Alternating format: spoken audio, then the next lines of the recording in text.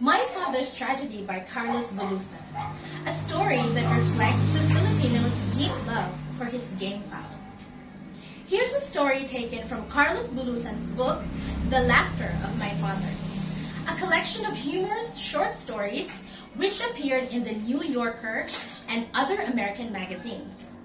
The Laughter of My Father has had a wide appeal, especially among American readers. Some of the stories have reprinted in American anthologies of humor.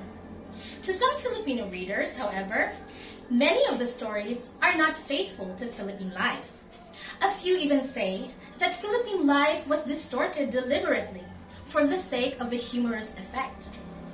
In this story, the author hilariously relates the dreams of his father about his favorite rooster.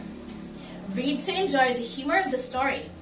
Aim further to evaluate the story as a picture of Philippine life.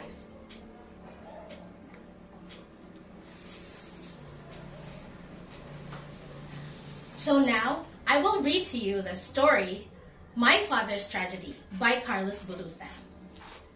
It was one of those lean years of our lives. Our rice field was destroyed by locusts that came from the neighboring towns. When the locusts were gone, we planted string beans, but a fire burned the whole plantation.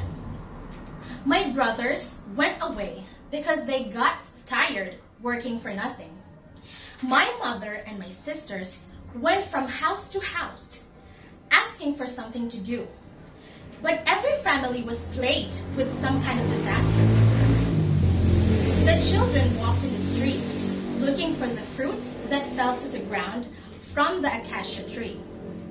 The men hung on the fence around the market and watched the meat dealers hungrily. We were all suffering from the lack of proper food. But the professional gamblers had money.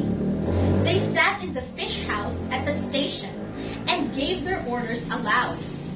The loafers and other bystanders watched them eat boiled rice and fried fish with silver spoons.